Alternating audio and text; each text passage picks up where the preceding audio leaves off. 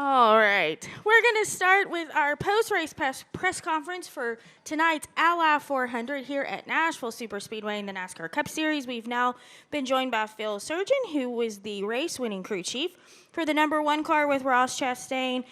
Phil, huge congratulations to your team. Pretty dominant performance from you guys tonight at different times during the race. Talk a little bit about winning with Ross, your first win of the season, but also talk a little bit about winning in Nashville in Justin's backyard. Yeah, it feels great to. Is this working? We on? Oh, thank you. You guys good? Good. There we go. Good. Yeah, feels great to finally break the winless streak. I think it was all starting to creep into everybody's mind, and we've had the performance all year, and tonight we were able to put it together. It was really a good weekend all around. The car had good pace in practice, and qualifying obviously went well. And throughout the whole race, it had a lot of speed in it, and we had to adjust on it a little bit to get it good on the long run and good at the end. But everybody on the track house at Team Trackhouse did a fantastic job. They built a great car. Pit stops were great tonight. Road crew did excellent practice this weekend, inspection, all that. And obviously Justin's backyard, so it means a lot to him. It means a lot to the team to be able to win in Nashville, and this is our first, downforce oval win as well. All right, we'll now go to questions for Phil. We'll work to get a microphone around the room. We'll start with Jim and make our way to Stephen. Jim Utter, motorsport.com. Congratulations, Phil.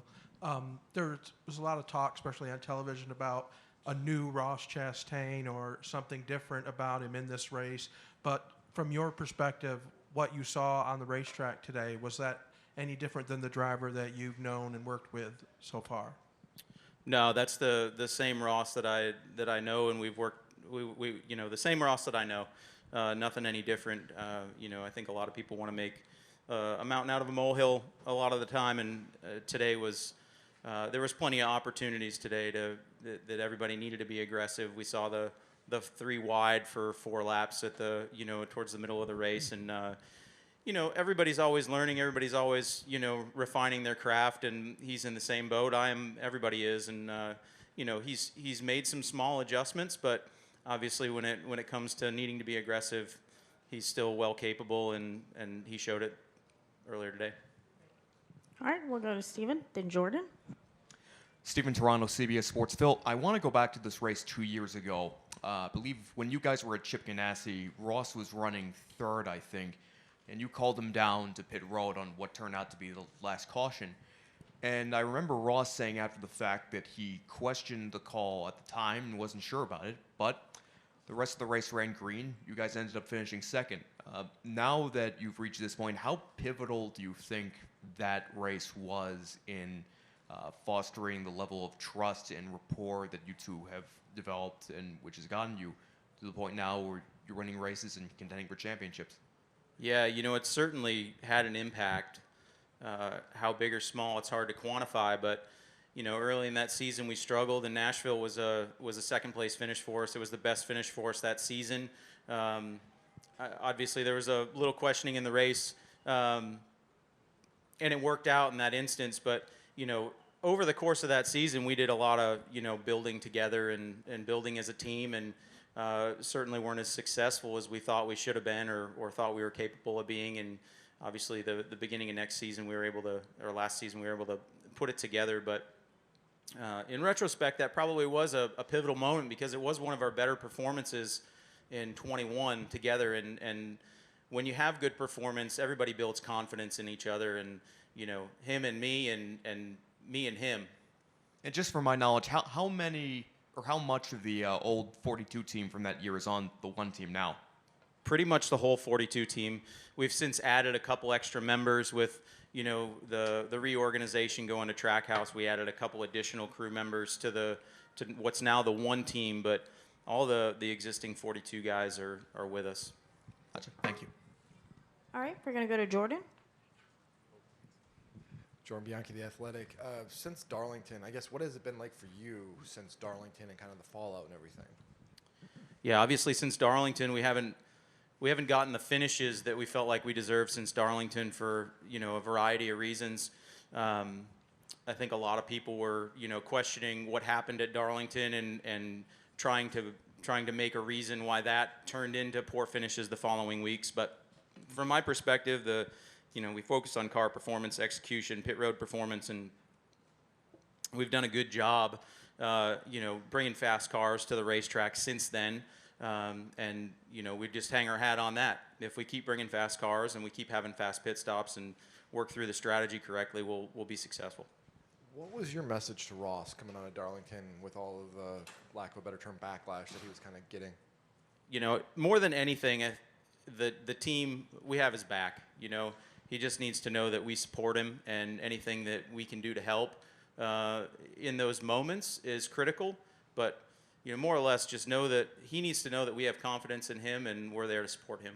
You guys have had a lot of fast cars in the last year and a half, right? But you haven't won a race in over a year. What for you, has it been frustrating to see these finishes not turn into, or the speed turn into wins?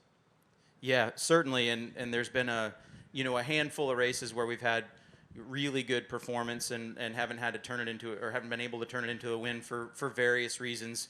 And that's certainly frustrating. But we really look at, honestly, how good was our performance? Where can we improve? And everybody's kept their head down and stayed focused and, identified those areas and worked on them. And I think we're seeing the fruits of that labor. All right, Dustin.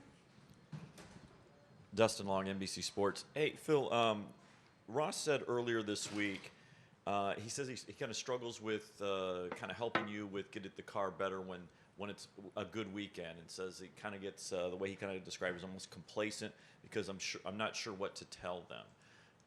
What happened tonight, or what worked well so when you had a good car, there wasn't that complacency and able to fine-tune it, or was just the car good from lap 1 to lap 300? We made an adjustment all but one stop during the race. I would tend to disagree with him. He gave us good feedback the whole race and kept us up to date from what he was feeling from the driver's seat. We have the data, and we can validate what he's saying in the data. And tonight everything made sense. What he's saying, we're seeing in the data. So there's never a reason to question it in those moments. And obviously you get the win now, 11th different winner in 17 races. How wide open is this thing? And it's a little bit behind last year in terms of how many winners at this point, but not by much. I mean, is it going to be back to another year of close to 16 different winners to get into the playoffs? I certainly could see a few more winners, in the next 9 weeks. Maybe it won't be to the level of last year, but obviously we've seen the last couple of months the points gap from the leader back to fifth is really close. So the battle is still on for regular season points, and obviously that turns into playoff points. So everybody's doing everything they can.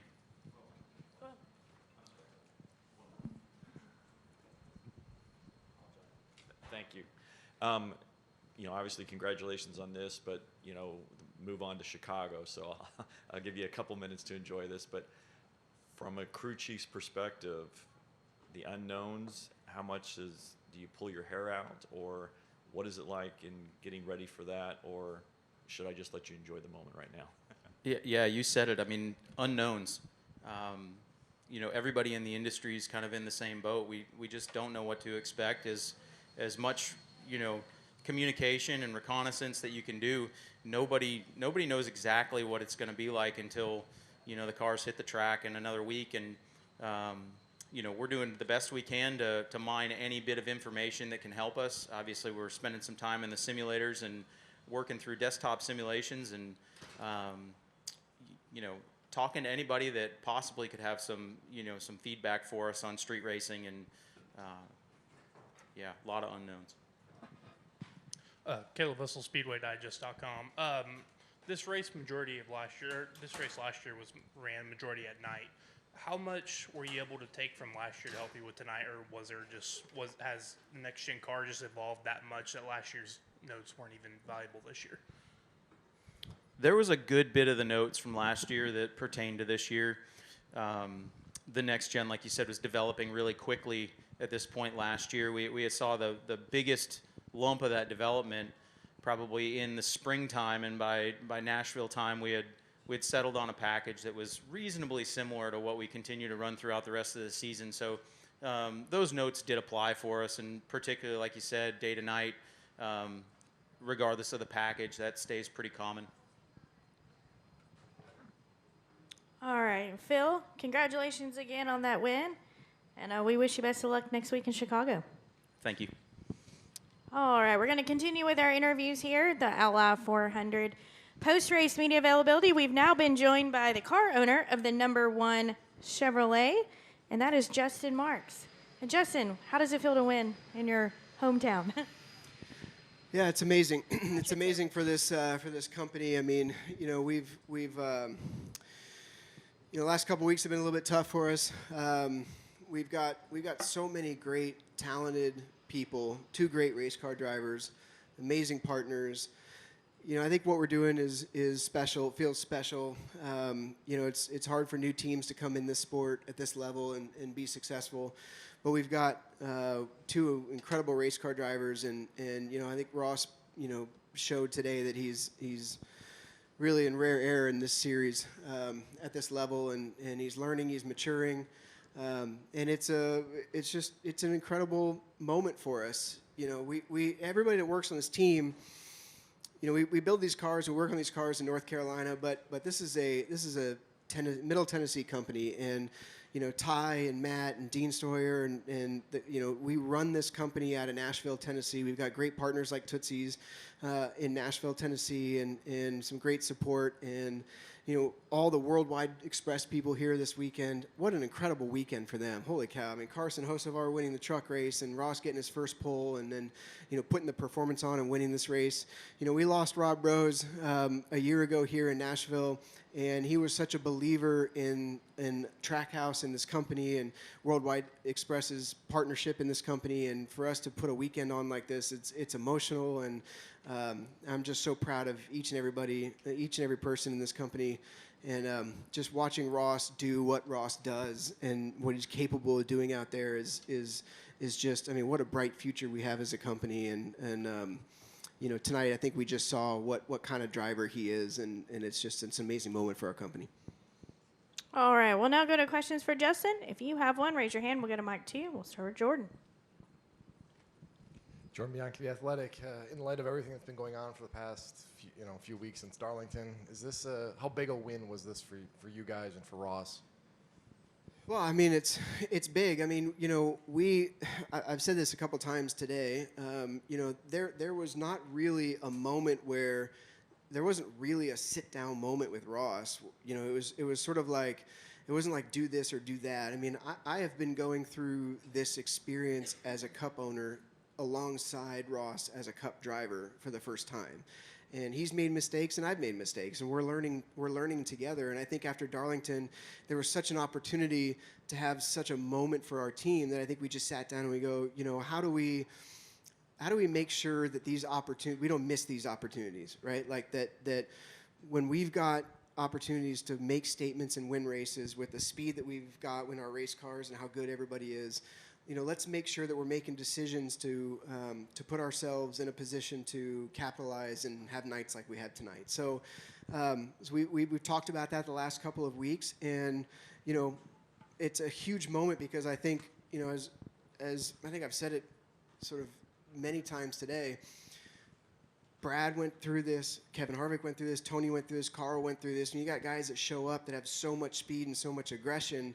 They have to learn how to compete at this level and compete in this series, and that's the process that Ross is going through right now. So you look at a race like tonight and you go, I mean, he just did everything right and everything perfectly. He had a super fast car. The conditions changed from day to night. They ran 3 wide for 3 laps, which is incredible. And he did everything right. So I think, to answer your question, I think it's a huge win for us because I think it's a big moment for him and this team personally, because it says, we have an opportunity to win so many races and compete and win for championships in the series, and such a bright future ahead of us. And we're all just like super motivated and inspired for the future. You kind of talk about yourself and learning as you go through this, and looking back, is saying something publicly, what you said publicly about Ross, following Darlington, do you kind of wish you maybe had that back? and maybe What did not- I say? I'm serious about having a talk with them and how that took on a life of its own from there. Well, I mean, I don't remember exactly what I said, but it wasn't boss and employee. It was friend and friend, and it was like, hey, let's look at this opportunity we've had. Let's just work together to try to make sure that we're making the right decisions here. We're taking the most advantage of our opportunity. But for me, I mean, I talked to Rick Hendrick after Darlington. And I've talked to Roger a little bit, not about Ross, but just in general about stuff. And these guys, they've got decades of experience with lots of different drivers, and they've been through different eras of the sport, and they've seen drivers come in with lots of talent, and just making different kinds of decisions and going through. So they have all that experience, and for me, I don't have that experience. I don't have that bank of knowledge or whatever. So I'm kind of going through with him. It's like, man, I want you to just go. Like, I want you to tell you to not change anything. Like, let's just go. But it's complicated because we have to work with Chevrolet and with our key partners, and obviously Hendrick and RCR. They're great partners of our team. We all have to work together, and we got to make sure that we don't fracture that partnership, and that we can all work well together. So, that conversation was like, let's work hard, the both of us, to just not throw away amazing opportunities that we have. And I'll help you as much as I can, and you try to help me, and let's go through this process together. That's what the conversation was. It turned into, me sitting him down and telling him something, which it's not the truth. That's not what happened. This is Trackhouse's first win, I guess, on a traditional NASCAR track. The two other wins came on road courses. One came on a super speedway. How nice is it, or how important is it to finally get a win on a traditional type track? Yeah, it's big because the circumstances around the first two wins, obviously they're great. It's hard to win these races, but it's the road courses are difficult, and at Talladega he drove a great race and kind of had a great opportunity coming to the stripe there and to win that one. But to be able to come out here and be fast in practice and qualify on the pole, and then manage a great race from start to finish, from daytime to night with changing track conditions, and do that. I think it's a very powerful statement for this team and for the one team and for Ross personally. So it's probably, from a performance standpoint on the one team, it's the best win that we had, and it sits right up there with the 99 at Sonoma last year. All right, Matt. Matt Weaver, Sports Night. I forget where I work now. We talk about the growth of your drivers to kind of become championship level drivers, the balances between aggression and conservative.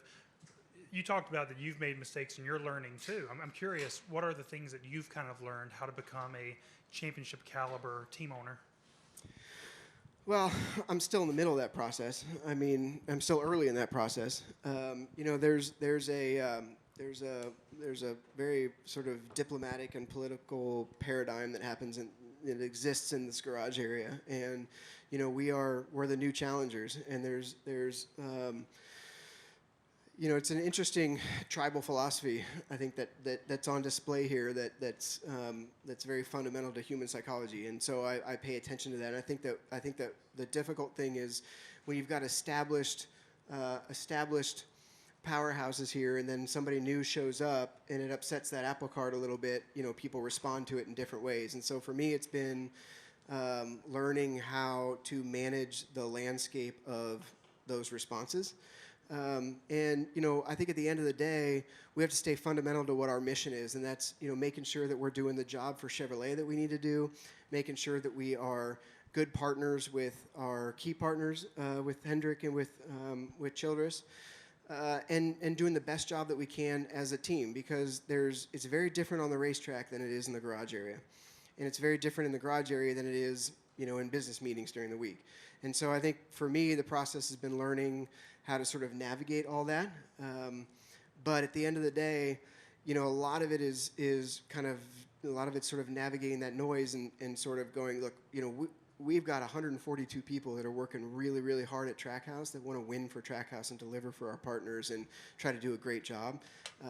It's sort of learning how to balance that job with the fact that we have to be, good partners for the other teams out there that we work with, and just sort of learn how to sort of exist and put ourselves in a position where we've got all the tools at our disposal to come out and do the things that we're like we did tonight. I hope that makes sense. I've waned philosophical there, but Yeah. So we had a conversation like 3 years ago about street course racing when it was kind of in the earliest stages. we of did being- that at Pensacola. Did you and I talk about that Pensacola? It was either Pensacola or Nashville. Yeah, Yeah. okay. We talked about it. It was at a short remember track us race. talking about that, We're yeah. talking street course racing. At the time, you had kind of first kind of planted the seed in my head to kind of look at it holistically, not as a race, but as an overall event. And now that we're a week away from Chicago and we kind of see the foundation they've planted there, in your eyes, what's going to kind of make that a successful event or not? Well, I mean, I'm a huge fan of street racing because I said it here a few hours ago. I mean, I think, we're living in a time where we have to make what we do as a sport, as a business, we have to make that as accessible and as easy to as many people as possible. We can't have people work hard to try to find us and try to come to our races or do what we do. So when you go street racing, you take your product to the people. You take it right to a city, and you have a lot of people that come to the race that aren't race fans, but they want to see what it's all about and see what's going on. So from that standpoint, I'm a huge fan of street racing. I think it's a big unknown as far as how next week is going to go. I think that street racing requires a lot of restraint. It requires a lot of patience and intelligent racecraft. And my hope is that, we have an event where there's a lot of green flag racing. I think the potential is there that we don't. So I think all the competitors in the sport and everybody's going to have to do a lot of work this week to make sure that everybody's prepared to race in a forum like that, in an environment like that. But in general, I'm really excited about the street racing concept. I mean, it's kind of how racing started. How automobile racing started 100 years ago, 125 years ago, was putting cars on roads and just seeing who could get the fastest from one point, to another. And so that to me is it's kind of the purest form of the sport. Is you put hype, souped up cars on a street, and you see how fast they can go down the street. And I think it's a beautiful thing from that standpoint. There's just so many unknowns about, where the sport is today and everything. So I am hopeful that it's going to be a really, really great weekend. I think it has the potential to be a great weekend. It's why I'm racing for Colleague and for Jockey and Chevrolet on Saturday, because I'm excited to be a part of it, just because I'm a believer in that concept. But as far as expectations, how do I think it will go? I mean, I've talked to a lot of drivers the last couple of weeks, and the consensus is nobody knows how it's going to go. So that probably bodes well for all of us. All right, Steven, go ahead. Steven Toronto, CBS Sports. Justin, I remember asking after you won Talladega what the significance of being able to say you won Talladega was for Trackhouse's brand, but you've alluded to this. We all know this. Trackhouse is a Nashville company. Your business operations are out of Cool Springs. You're in Franklin, Ty's in Franklin. So speaking at the local level, what does it do for Trackhouse as a brand and as a company to be able to go to your partners or go out into the world and say that you've won in your backyard? Yeah, it's actually really important for us because we've got a lot of initiatives in the company that are going to start taking shape over the next year that are very Middle Tennessee and Nashville activated and local. And, I've not been shy about saying the fact that, Trackhouse as a brand, I've really tried to create something that's going to be scalable and can grow to be beyond stock car racing. And so for us to be able to win here is really, really important for us because we're working on a lot of really exciting things around Nashville, around the businesses in Nashville, and it just gives us an opportunity to continue that narrative and continue telling that story. So from that standpoint, it's hugely important. I think we have a very exciting future in this town. I can't elaborate too much on it, but we've got some really, really, really cool things that I'm excited about growing as a business. I mean, we really want to be a sports and entertainment brand, and we want to be able to scale beyond the NASCAR Cup Series, but keep our racing DNA fundamental to that growth initiative. So winning here is, this is the race that I want to win more than any of the races besides the one they hold in Florida and the one they hold in Arizona. so it's a big day for us. And then I actually did want to ask about Daniel Suarez's team because they had a pretty active 24 hours from what happened in qualifying to having to get the backup out, work on the backup they were here well after the rest of the garage had closed. They were here when I got to the track this morning well before the garage opened. So talk a little bit about what that entire group had to do and go through in order to get, I think, what was the 12th place finish. Yeah, I'm glad you asked that question because I don't want it to get lost on anybody. The 99 had a hell of a weekend. I mean, a lot of speed, in practice, and probably had an opportunity to qualify in the front row in qualifying. And I think it's a testament the fact that how hard they worked and to get the backup ready, and then to fall to the back, and then basically had a top 10 car and finish 12th place. I mean that's something that's I think it's important to focus on because it really shows the fight that we have as a team. And how hard those guys work and how focused and dedicated Daniel is. It was a great points day for Daniel. Great finish for that team, given the headwinds and the circumstances they had to fight against. So really, really proud of them.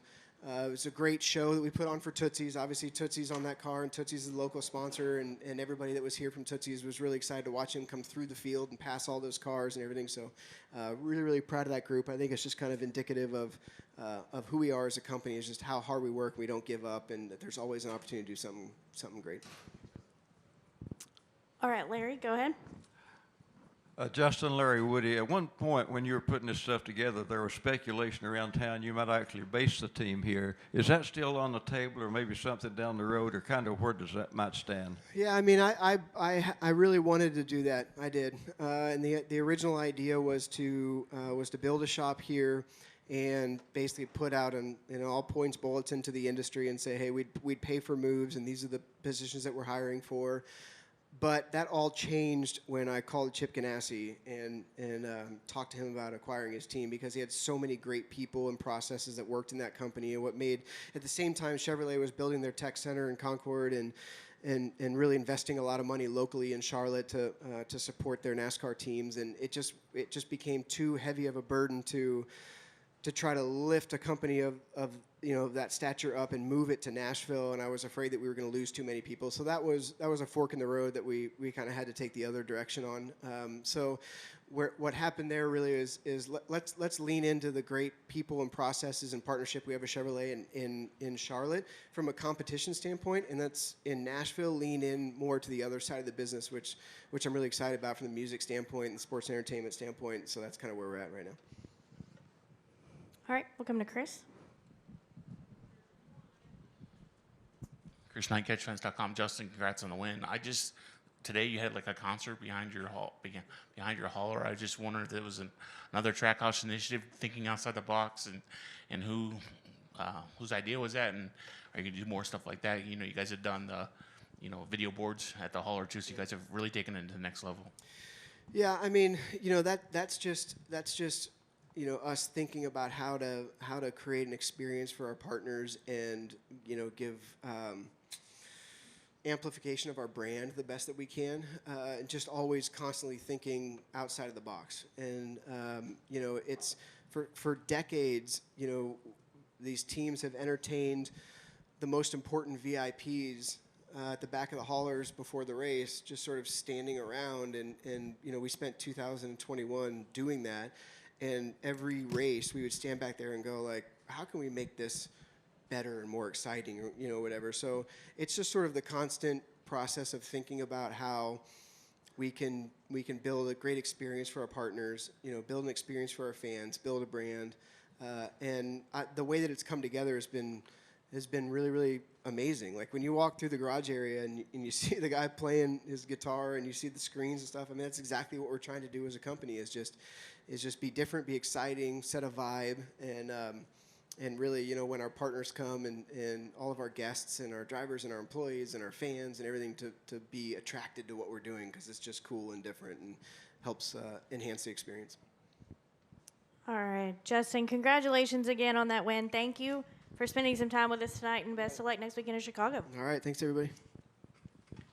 Have you had Ross yet? Not yet. Oh, I think goodness. he's still taking photos.